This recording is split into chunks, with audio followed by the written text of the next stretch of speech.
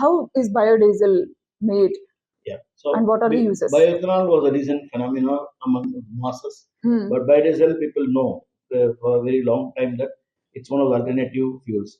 So see, when you look into fossil fuel, which is petrol and diesel, they are nothing but hydrocarbons. Mm. So now it's obvious that if the petrol and diesels are hydrocarbons, any hydrocarbon is a fuel for us, right? Mm.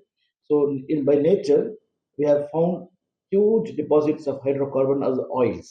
Now Yes. the difference between oils and this biodiesel or sorry diesel or petrol is that oil is highly viscous Mm. Yes. Yes. material, whereas these fuels are highly flowable material. Mm.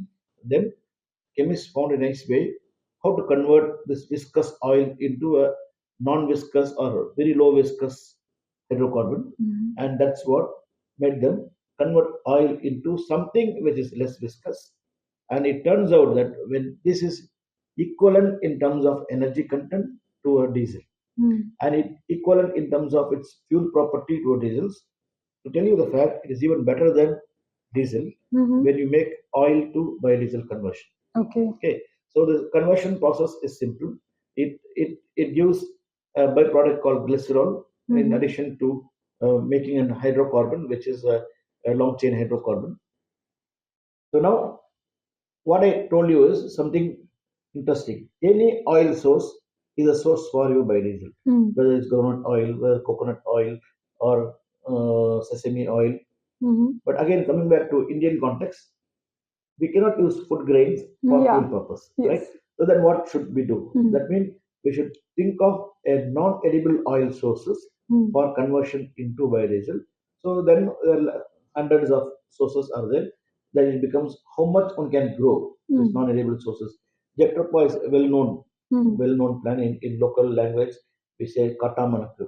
So Mm-hmm. it's a plant which has a seed, the oil-bearing seed. Then Mm. even Professor our APJ Abdul Kalam, our former president, has promoted this Jectropha plantation Oh. for the purpose of fuel security. And even in railway, you can see the local locomotives in station. The tag line will be there. This locomotive is run on biodiesel. Yes. So we have Yes, sir. adapted it. How much? But because only local shunting locomotives are used, Mm. obviously huge amount of biodiesel is required for the entire Mm. train to be used. Right? Yeah. So biodiesel is nothing but a conversion of oily material into a less viscous hydrocarbon. Now the sources has to be by choice for us, not edible oil sources. And it so happened that among plants, palm oil is a highly efficient oil producing source. Mm. But that is we don't have oil bearing palm trees in India. Mm. It's important. But again, even if it's there, it's edible oil. Yeah. The other source is there's a microorganism called algae, which deposits oil in the cell under particular conditions. Mm. There are many algae which deposits oil, which deposits or carbohydrate. So if you choose algae which deposit oil, that can be cultivated, oil can be extracted and converted into biodiesel. So that's Okay. the story of biodiesel. Mm-hmm. In terms of property, it's exactly or even Okay. little bit better in terms of pollution property Mm-hmm. than a conventional diesel. Okay. So, sir, as you have said, unless the oils, as it is edible, so what are the different ways? You said hundreds of ways are there, but what is the best way to adopt a biodiesel No, and like see, conversion of yeah. biodiesel? So actually, uh, technology of biodiesel conversion is not a challenge, but Mm-hmm. production of amount of oil is a challenge. Okay. So of course, any production method having technology, we can talk about challenge in productions. But our biggest difficulty is what is the requirement of diesel? How much it can be replaced with biodiesel? Yeah. Our requirement of diesel is huge, Yes. right? So not even 1% of it we can replace it with this oil source. So that means we need to produce them in large and large quantity. Mm-hmm. That's the big challenge. Mm. So in terms of technology of conversion, as I said, there's a simple textbook technology that under particular temperature and catalyst conditions, and triglyceride oil is Mm. converted into monocyl uh, long chain hydrocarbons of biodiesel. Then you need to extract, separate out some byproduct called glycerol. Then you have to use catalyst. It's a conventional process. But any process which can minimize your chemical requirement, minimize your process conditions are welcome. So we try to innovate a little bit in that aspect, and our technology is under patenting on how to make biodiesels without a byproduct or without a catalyst. So it may sound something fancy, Yes. but it's a true. But the catch there is the byproduct is converted into something which is friendly to the biodiesel, which can be part of combustion system. And the catalyst we don't use because we use high temperature, high pressure reaction system. Yeah, some energy being spent in high temperature, high pressure reactions, but it reduces separation cost. It reduces use of chemical as a reactant. So many process cost it reduces, and hopefully it can have a technological challenge. I mean, some edge in large scale productions. So I think it's under patenting. We are looking forward anyone who is interested to have a look at our patent report. Oh, that's very interesting because you have so much knowledge on research and development, and new technology is coming up, which can be boosting for many entrepreneurs are interested to invest in it, I guess. So, I think I'm obliged to mention at this point, this work was a collaborative research under international collaboration grant through Brazil. okay. Brazil, the word Brazil should remind us using of renewable energy, bioenergy in a large quantity. So one of the co-inventor is Professor Emerson Andre Sellers. So one of the inventor of this patent, and yeah, it's our collaborative effort funded by Government of India. Okay, that's great to hear, sir. So when would the patenting and everything would be over, and when would we expect this technology to be coming out Yeah, for? see, any innovating in technology need not wait for patenting to get over. Okay. Many people think that patent should be awarded.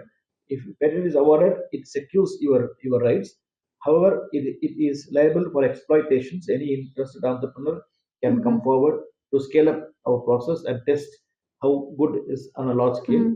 So it can start anytime. So Okay. So this is a great opportunity for many entrepreneurs who are getting started. So I think if they are interested, yeah, you can approach Mr. Jaffar Ali, sir. Yes, sir. So how do you think that government is helping in this technology, research, development, and how about technological growth? Yeah, government at the moment helps only at the level of blending. Even say like ethanol, biodiesel can be blended to diesel 10%, 20% without modification of engines. So it's again mandated blending of biodiesel. Anybody who want to set up large scale biodiesel productions is welcome to do. Now, having said this, I should also mention, see, whenever we talk about blended fuel, we think of sophisticated cars and vehicles, so that may get damaged because this is some blended fuel comes. So we need to allay the fear. So people worldwide have demonstrated even state of the art aircraft being flown from biojet fuel produced fuels. And in terms of fuel property, there is no difficulty or challenge. But to get a precisely equivalent to biodiesel, a lot of investment may be required in terms of quality control, standard ASTM standard or Indian standard specification to be managed. However, India has a huge potential for a rough usage of biodiesel, I can say. For example, the generators, power generators, backup generators, we have tractors, we have plowing machines, we have buses, vans. So these are all not sophisticated equipment which easily can use this blended diesel. So any entrepreneur, particularly if we have been exploiting them in a gated community. For example, I have a college, university, a lot of buses are plying, a lot of internal transport required, or I have an industry which where internal transport is required. Any gated community without much of regulatory thing, it can exploit usage of this renewable fuels. So I think we are looking forward at some point such model in collaboration with Auroville that one can develop. Mm-hmm. Since I didn't show the scale up property of diesel, I didn't go ahead with taking fund for development. Mm-hmm. So I'm in the process of showing scale up. So Okay. once the scale up is shown, we can approach any funder for a local community level of Okay. utility. Yes. So to tell you in brief, exploitation of biodiesel in a small scale is very much feasible without much regulations. Mm-hmm. If we need to go for a large scale on equivalent to biodiesel standard, certain amount of quality control and regulation has to be Mm-hmm. in place, which will be little expensive in terms of R&D unit.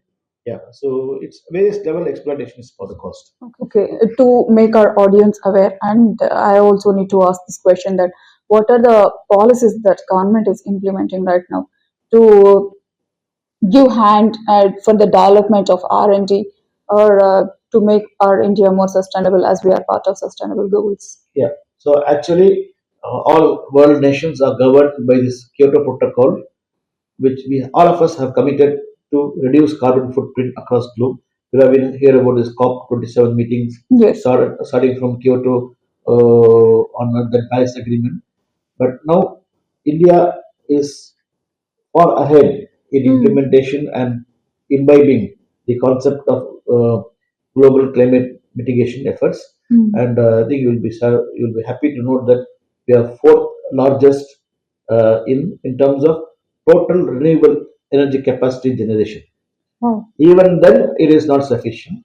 So, but we are fourth largest country after US and China, and we are the first largest in renewable energy capacity generations. We are far ahead in implementation of photovoltaic and wind energy. Of course, bioenergy we lag very long behind. And though we are agri economy, because of our poverty and economic status of our peasant and a lack of scientific agricultural practices, this is being lagging. Mm. And with time, I think it's catching up fast. Yeah. So um, government of India has obviously, with help of policies, this has been in place.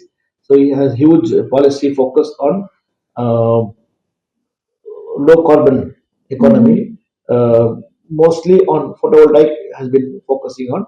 Now, recent 2023 or 22, they have revisited bioenergy policy, brought this legislation of blending of things. I think with with time, many sequential policy, I'm expecting that to come, which enable the Yeah, end user to utilize. we hope so. Yeah.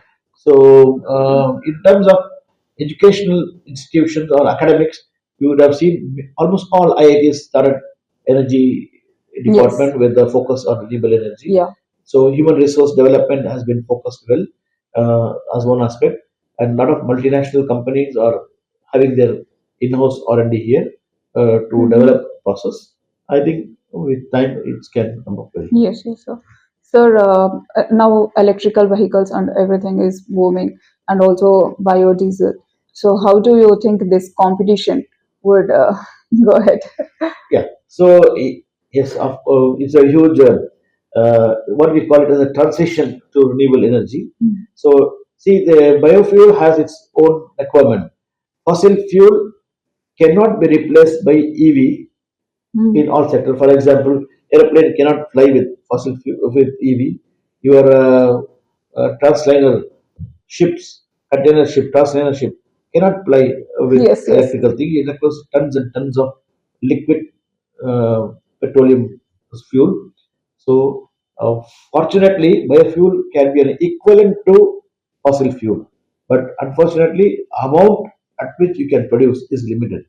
So even though e-vehicle advent happened, they are targeting urban area where dense usage of transportation is there, which locally warms up the place. So to mitigate local CO2 emissions and Mm. congestion, e-vehicle e-vehicles are a very good alternative. Mm. You can immediately have a thing, but on a longer run, like a long-term transport, truck transport, bus transport for long distance, still we are dependent on fossil fuels, and huge reserves of fossil fuel still worldwide being exploited. It's happening. Mm. So there is e-vehicle will catch up, but it doesn't dilute the need for our biofuel as an alternatives. Yes. Mhm. In the next interesting episode, we'll explore how India's robust regulations are sculpting its ethanol landscape. Then we'll journey to Brazil, where ethanol is not just a fuel, it's a revolution. Stay tuned for an exciting look at Brazil groundbreaking ethanol story.